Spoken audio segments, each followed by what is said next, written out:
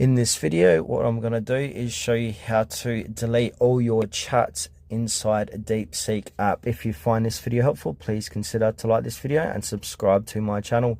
In saying that, let's just jump straight into the video. Okay, so what we need to do is open up Deepseek. Then from here, we need to make sure to log in. Once we're logged in, we need to click on the two bars on the top left-hand corner of the page. And if we scroll down, look to the bottom left-hand corner of the page, click onto our user profile. Now inside our profile, and right at the bottom of the page, it will say delete all chats. Go ahead and click on delete all chats. And as it states, if you confirm deletion, all chat history for this account will be permanently erased and cannot be recovered. So be mindful of that. If you want to delete that, you will not be able to recover them.